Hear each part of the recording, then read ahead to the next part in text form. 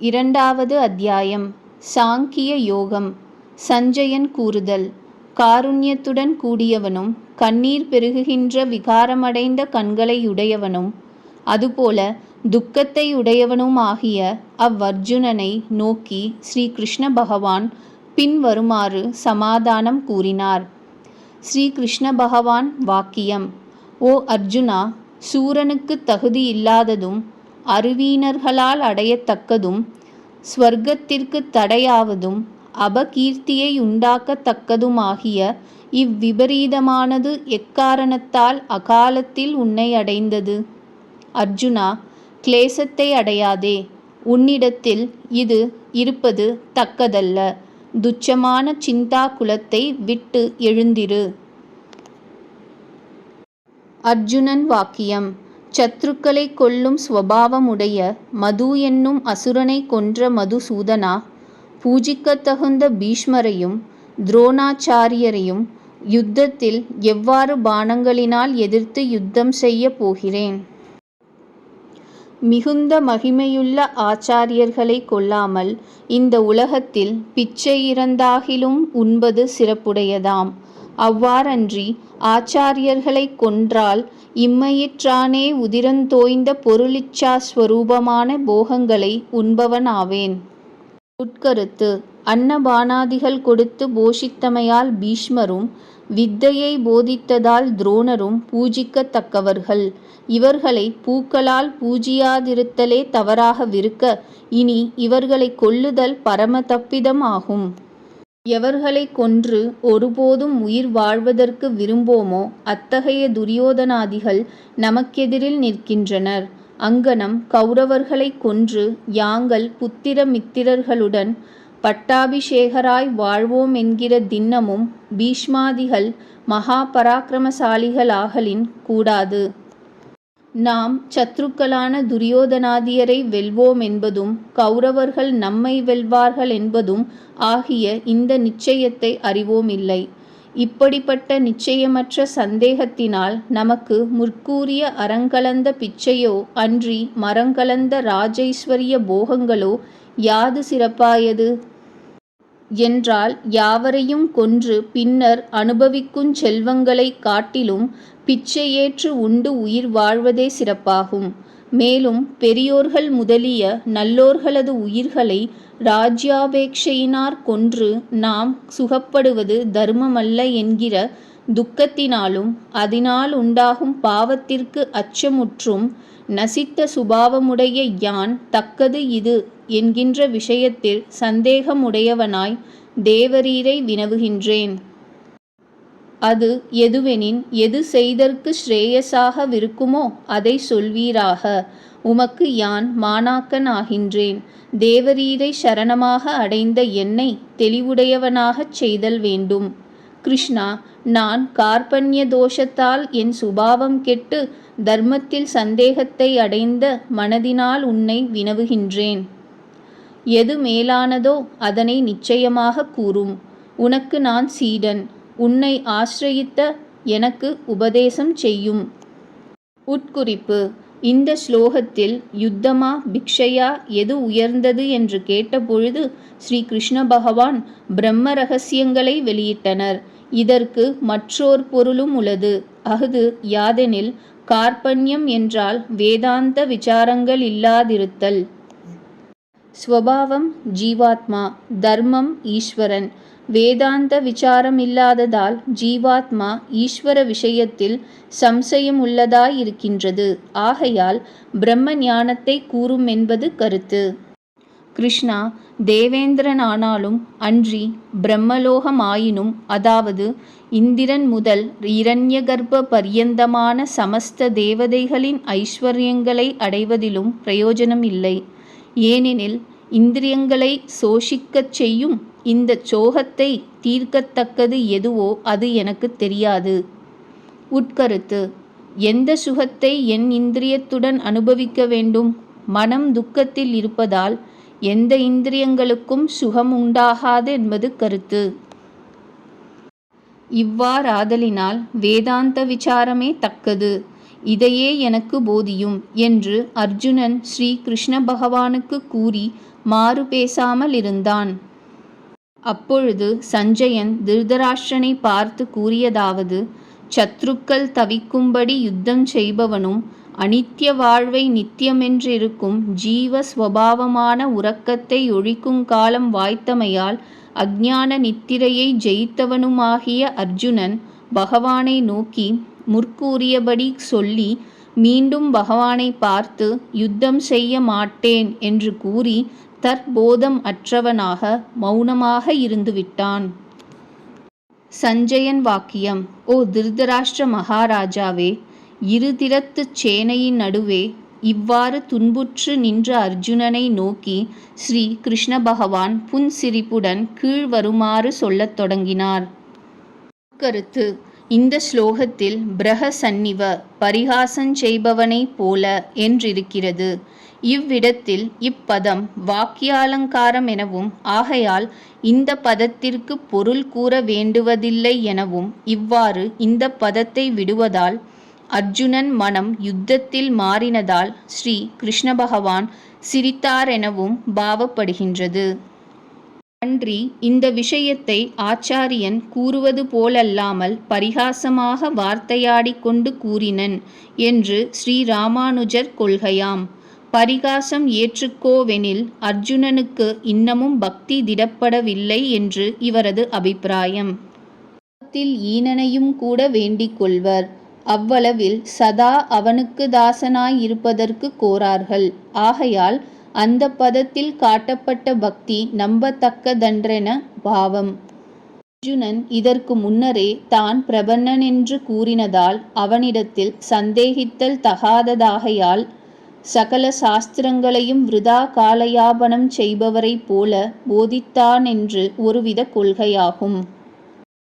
சகல தத்துவங்களையும் சோதித்த ஆச்சாரியன் மாணவனுக்கு போதிப்பது போல் லீலையாய் உபதேசித்தானென்றும் மற்றொரு கருத்தாகும்.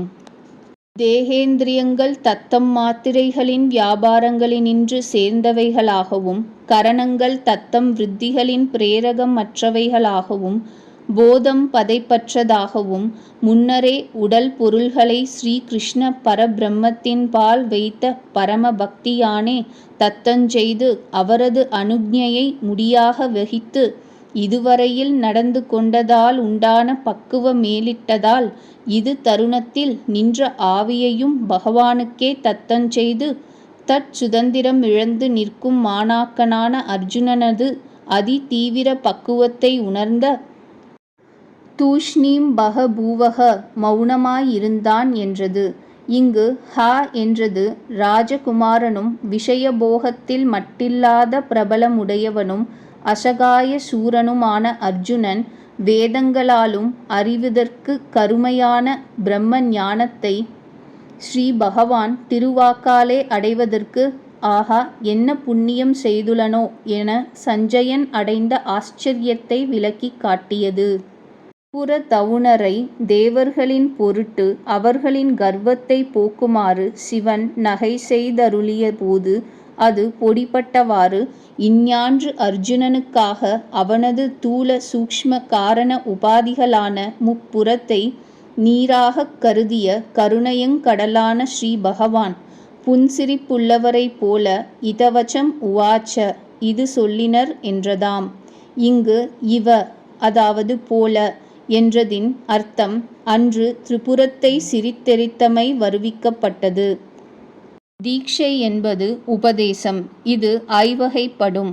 என்ன எனின் ஸ்வரூப தீட்சை, மானச தீட்சை, சாட்சி தீட்சை, ஸ்பர்ச தீட்சை, கிரியா தீட்சை என்பனவாம். ஸ்வரூப தீட்சையாவது பரமகுரு அனுபாவாதீதமான சகச ஸ்வாபசித்தனாயிருக்க அவர் சந்நிதியில் பரிபாக விசேஷத்தானே நின்ற சாங்கு சித்தனாகி உத்தமாதிகாரியான சீடனும் அங்கனே அனுபவ சித்தனாய் விளங்கியிருத்தலாம். மானச தீட்சையாவது ஆச்சாரியர் தானே மாணவனது புத்தியில் அனுப்பிரவேசித்து அவனது அந்தரங்கத்தில் சின்மயத்தை பிரகாசித்து தானாக அவனது சைத்தன்யத்தை வியாபித்து கொண்டு நோக்கலும் அச்சீடனும் அங்கனே விளங்கிடுதலாம். சாட்சி தீட்சையாவது அங்கனமாய் அனுபூதியையுடைய திருஷ்டியோடும் சீடனை அவன் சேவித்து நின்ற போதெல்லாம் ஆச்சாரியர் நோக்கி அருள அச்சீடனும் ஆசிரியரது அனுபூதி நிலையை அடைந்திடுதலாம். ஸ்பர்ச தீட்சையாவது ஆச்சாரியரை அபிஷேக அலங்காரத்தினால் மகிழ்ச்சி செய்யுங் காலத்தில் அனுபவ திருஷ்டி உல்லாசத்தோடும் அவர் தமது அஸ்தம் திருவடிகளை மாணாக்கனது முடியர் சாத்தி அருள அவனும் உள்ளபடி அனுபூதியுடையனாதலாம். கிரியா தீட்சையாவது பிரம்மவேதாவானவர் அபரோக்ஷானுபவ சித்தமானு ஸ்வபாவத்தோடும் இருக்குங்கால் ஸ்ரவண மனன நிதித்தியாசன சமாதி முதலியன தொடங்கி அகலாதவருடன் வகித்தல், அவரை சதா உபசரித்தல் முதலியவற்றோடு அவரது சொற்களை எல்லாம் பொருளாக கொண்டு உபதேசம் மனதில் நிலைபெறச் செய்து கொண்டு துவைத வாசனா பீஜமான அஞ்ஞானம் நசித்தவனாய் உடலந்தம் அவரை காத்து நிற்பதினால் சீடன் அனுபூதி உடையவன் ஆதலாம்.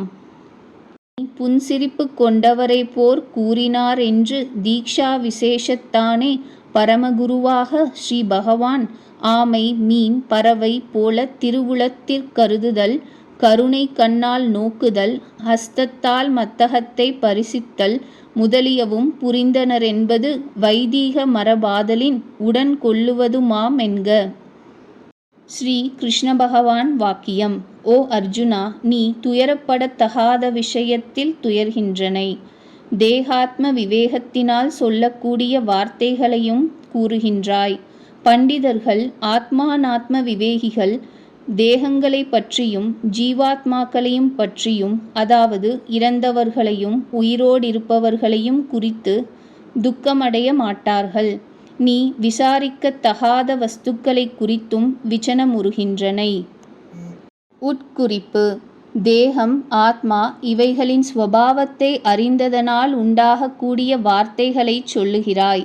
தேகம் ஆத்மா இவைகளின் ஸ்வபாவத்தை தெரிந்து கொண்டவர்களுக்கு இவ்விஷயத்தில் விசனமடைவதற்கு காரணமொன்றும் இல்லை.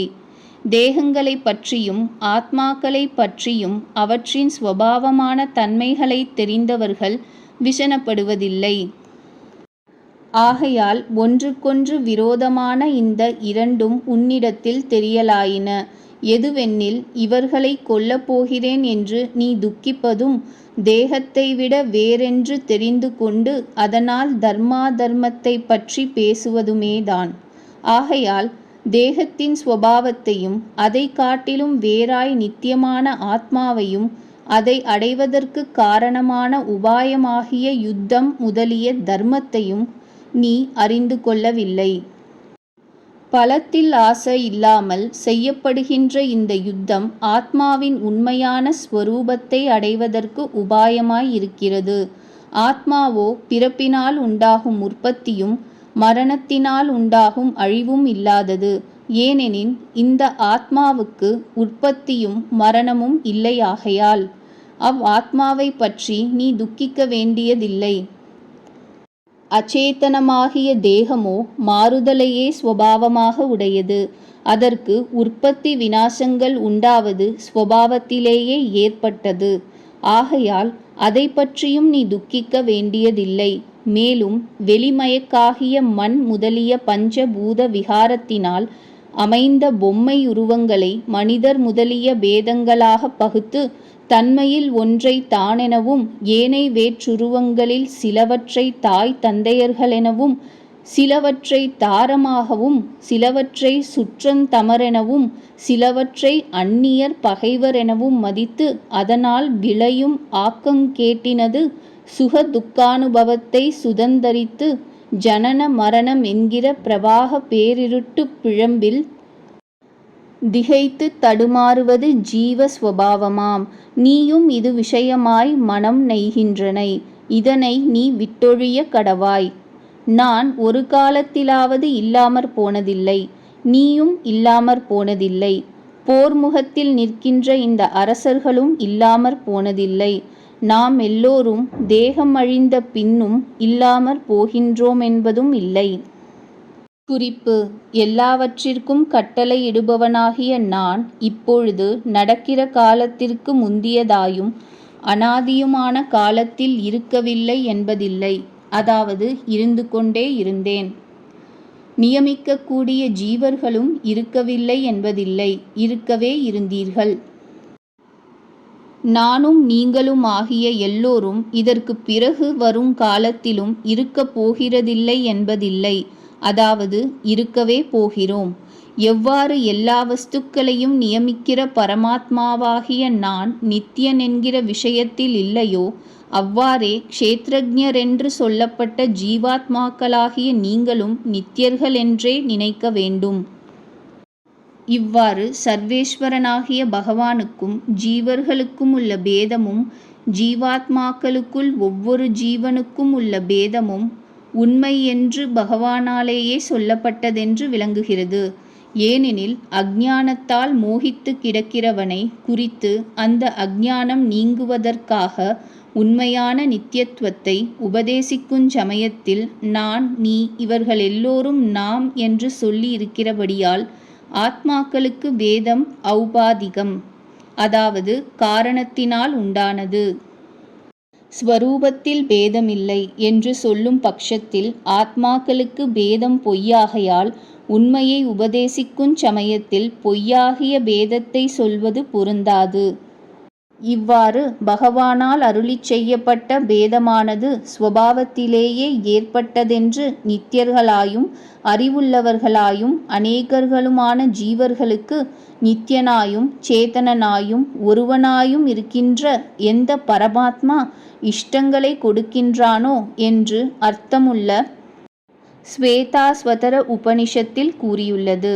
அவித்யினால் பேதத்தை பார்க்கிறான் என்று சொல்லும் பட்சத்தில் உண்மையை கண்டறிந்த பரம புருஷனுக்கு பேதங்கள் ஒன்றும் இல்லாமல் கூட்டஸ்தனாய் நித்தியனாய் ஞானஸ்வரூபனான தன்னுடைய உண்மையை எப்பொழுதும் தான் பார்த்து கொண்டிருப்பதினால் அஞ்ஞானமும் அதன் காரியங்களும் நீங்கிவிட்டபடியால் அஞ்ஞானத்தினால் பேதத்தை பார்ப்பதும் உபதேச முதலியவைகளும் பொருந்தாது. எல்லாம் ஒன்று என்கின்ற அறிவை பரம புருஷனுக்கு அத்வைத்த ஞானத்தினால் பொய்யென்று ஞானம் உண்டாயிருந்தாலும் முன் வாசனையினால் உலகம் பேதப்பட்டதாகவே தோன்றும்.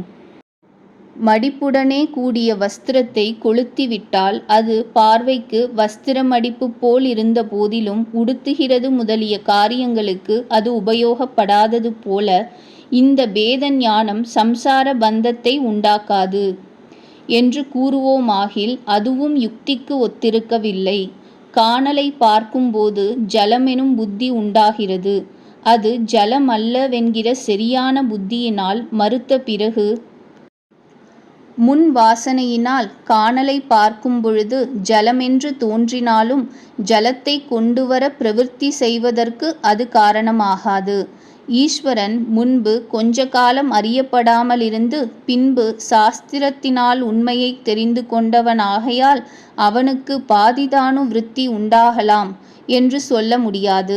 ஏனெனில் எவன் எல்லா வஸ்துக்களையும் தெரிந்து கொண்டவனோ அந்த பரமாத்மாவின் சக்தி உயர்ந்ததாகவும் பலவிதமாகவும் கேட்கப்படுகிறது.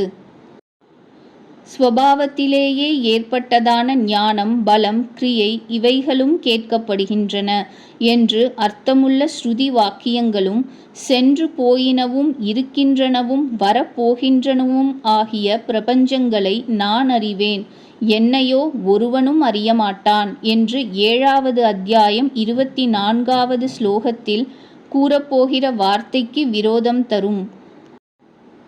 மேலும் பரமபுருஷனும் இப்பொழுதிருக்கிற ஆச்சாரியர்களுடைய பரம்பரையும் ஆத்மாவைத் தவிர வேறு வஸ்துக்கள் இல்லை என்கிற உண்மை இருக்கும் பொழுது பேத ஞானம் தொடர்ந்து வந்தாலும் தங்கள் தங்கள் நிச்சயத்திற்கு தக்கபடி ஆத்மாவைத் தவிர வேறு பொருள் இல்லை என்று யாருக்கு உபதேசிக்கிறார் என்று கேட்டால் பதில் கூற வேண்டும். பிரதிபிம்பம் போல் கண்ணுக்கு புலப்படுகிற அர்ஜுனன் முதலியவர்களுக்கு உபதேசிக்கப்படுகிறது என்பதும் சரியல்ல.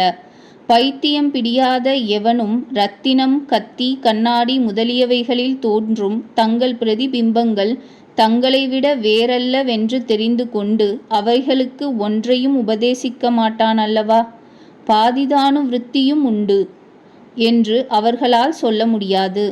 ஏனெனில் பிரபஞ்சம் இல்லை என்று தடுக்கிற ஆத்மாவைத் தவிர வேறு பொருள் இல்லை என்கிற ஞானத்தினால் ஆத்மாவைத் தவிர வேறாயும் அனாதியாயும் ஆன இந்த பேத ஞானத்திற்கு காரணமாகிய தோஷமும் நாசம் அடைந்து விட்டபடியால் சந்திரனை இரண்டாக பார்ப்பதிலேயோ சந்திரன் ஒன்றென்று தெரிந்து கொள்வதால் அப்படி சந்திரனை இரண்டாக பார்ப்பதற்கு காரணமாகிய உண்மையான திமிரம் முதலிய தோஷம் நாசமடையாதிருத்தலால் பாதிதானுவிருத்தி சொல்லலாம்.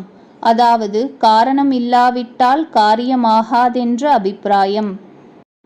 அவ்வாறு சந்திரனை இரண்டாக பார்ப்பது தொடர்ந்து வந்தாலும் அவ்வாறில்லையென்று அதிக பலமுள்ள பிரமாணத்தால் மறுக்கப்பட்டபடியினால் ஒரு காரியமும் செய்கிறதில்லை.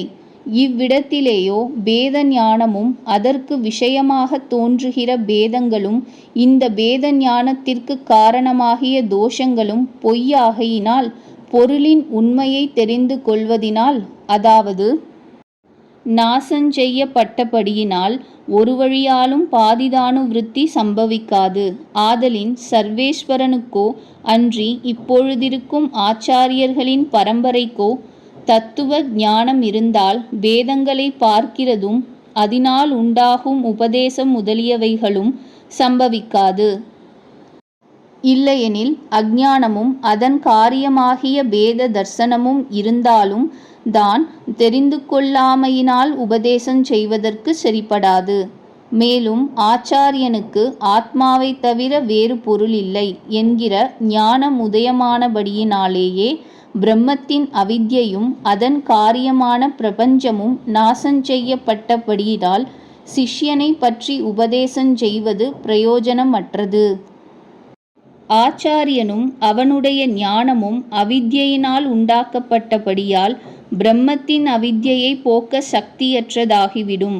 அவித்யினால் உண்டாக்கப்பட்டதாயிருந்தாலும் இதற்கு முன் உண்டாகிய அஞ்ஞானத்திற்கு இரு விரோதியாகையால் அதை போக்கலாம் எனின் இது ஆச்சாரியனுடைய ஞானத்திற்கும் பொதுவாகையால் அதற்கு முன்னிருந்த அஞ்ஞானத்தை போக்கடிக்கலாமாகையால் உபதேசம் பிரயோஜனமற்றதுதான். இவ்விதமாக யுக்திக்கு ஒத்திராத வார்த்தைகளுக்கு பதில் சொன்னது போலும் என்று விளக்குகிறார் ராமானுஜர். ஸ்ரீ சங்கர பாஷ்ய குறிப்பு. உடம்பினை நானெனக் கொண்ட மூடமாகிய அதிஷ்டான அஞ்ஞானமே பல அனர்த்தங்கட்கு காரணமான பேத புத்தியை தந்து விபரீதப்படுத்துவதாகலின் பஞ்சபூத காரியமாகிய உடம்பினையும் ஞானேந்திரிய கர்மேந்திரிய அந்தக்கரணங்களையும் நேதி களைந்து அங்கனம் நேதி களைதற்கு உடன்படாத ஆத்ம தத்துவத்தை அறிந்தாயாயின் நாம் எல்லோரும் ஒரு காலத்திலாயினும் இல்லாமற் போனதில்லை, அல்லாமல் தேகம் அழிந்த பின்பும் இல்லாமற் போவதும் இல்லை என்பதை அபரோக்ஷமாக அறிவாய். உடம்புகள் தோறும் நானென அறிவாய் நிற்கும் ஆன்மா ஒன்றேயாம். தேகத்தை முன்னிட்டு தன்மையுடனும் முன்னிலையுடனும் படர்க்கையுடனும் ஆண் பெண் முதலிய பால் வகுப்புகளும் ஆன்மாவினிடத்து அவித்யினால் கற்பிக்கப்பட்டதேயன்றி இந்த பேத பாவன விபரீதங்கள் பரமார்த்தத்தில் சசவிஷானத்தை போன்று மித்தையேயாம் என்றதாம். இதனால் பிறவி தொடங்கி தேகோக பாவனா விபரீதத்தால் உண்டாகிய நான் நீ அவர்கள் என்கின்ற பேத ஞானத்தை தத்துவோபதேசத்தார் கழற்றி மாணாக்கனுக்கு அபேத அத்வைத அபரோக்ஷ சாட்சாத்காரான பூதியை உபதேசித்ததாம். அபேத ஞானமாகிய அத்வைத்தமே பரமார்த்தம் என்பதற்கு யோக சிகோபனிஷத்தில் கூறியதாவது, சைத்தன்யமானது ஒன்றே ஆகலின் அதில் பேதஞ்சாதிப்பது ஒரு காலத்தினும் பொருத்தமுடையதன்று. பழுதையினிடத்தில் பாம்பென்கின்ற தன்மை போல ஜீவத்துவம் பிரம்மத்தினிடத்து தோற்றமான பொய்யென்று அறியத்தக்கதாம். இது கயிறு என்கின்ற ஞானமில்லாமையின் ஒரு கணத்தில் கயிறே சர்ப்பமாக காணப்படுகின்றது. அதுபோல கேவலம் சித்தே பிரபஞ்சமாக விளங்குகின்றது. பிரபஞ்சத்திற்கு உபாதான காரணம் கடத்திற்கு மண் உபாதானம் போல பிரம்மத்தை அன்றி அயலில்லை ஆதலின் இந்த சகல பிரபஞ்சமும் பிரம்மமாகவே இருக்கின்றது, அயலில்லை. சகலமும் ஆத்மாவாக சொல்லப்பட்டிருத்தலின் வியாபியம் என்பது வியாபகம் என்பதும் மித்தையேயாம்.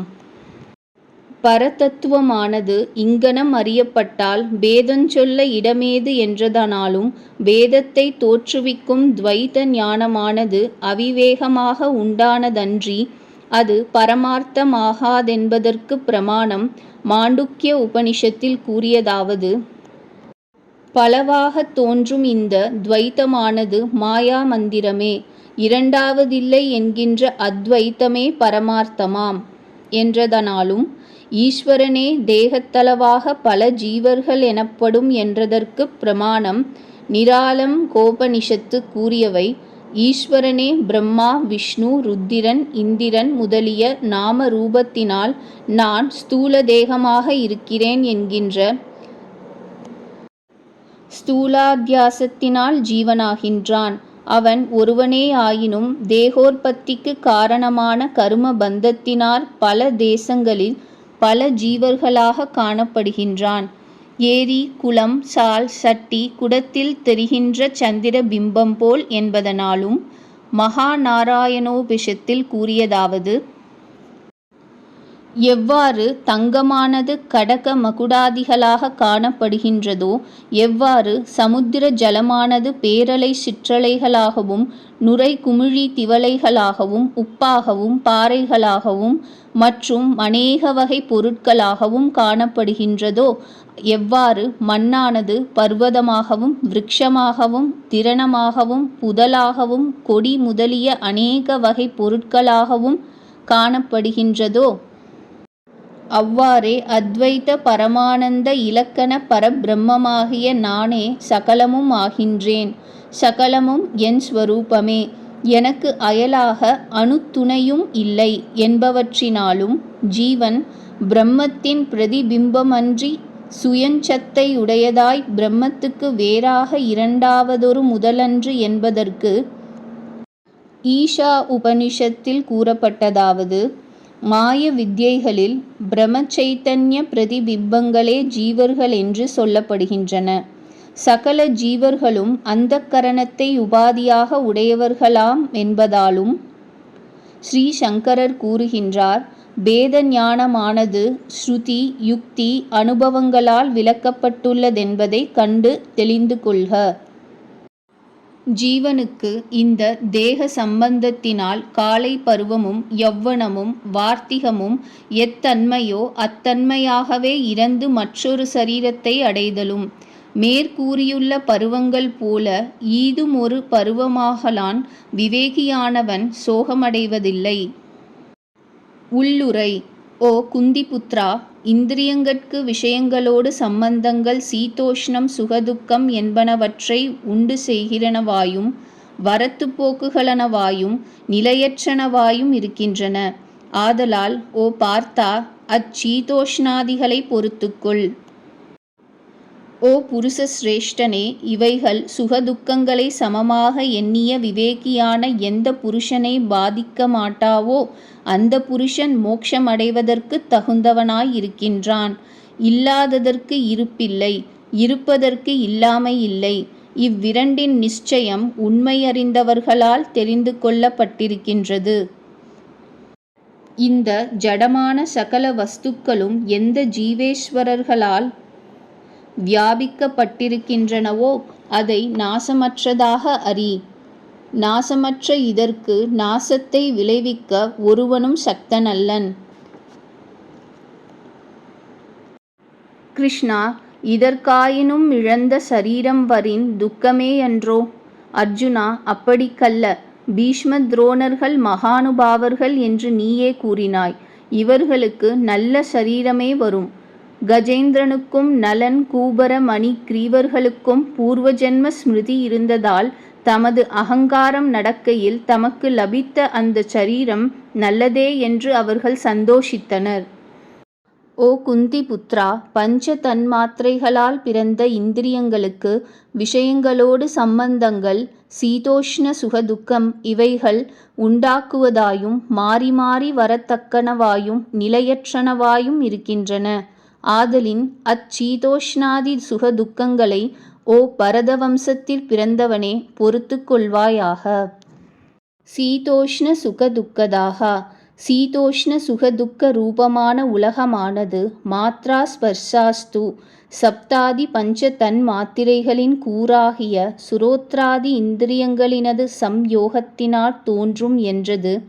சப்த முதலிய ஐந்தும் அவற்றின்கண் தோன்றிய பூதங்கள் ஐந்தும் அவற்றின் கூறாய் ஞானேந்திரியங்கள் ஐந்தும் கர்மேந்திரியங்கள் ஐந்தும் தெரியும் புருஷனும் தெரிதற்கருவியாக யான் அகங்கார மனமும் அவற்றிற்கு முதலாகிய மூல பகுதியுமாகிய இவ்விருபத்தைந்து தத்துவங்களை அன்றி உலகென பிறிதொன்றில்லை எனப் பெற்றோம். இவைகள் அசத்தாகிய மாயா காரியமாகலான் ஆகமாபாயினகா போக்குவரத்துள்ளனவும் ஆனித்யாகா நிலையற்றனவாய் அழிதற்பாலனவாமெனக் கூறுவதாம். அதாவது நீ கொல்லாதிருக்கினும் பீஷ்ம துரோணர்கள் நெடுங்காலம் ஜீவித்திருக்கார்.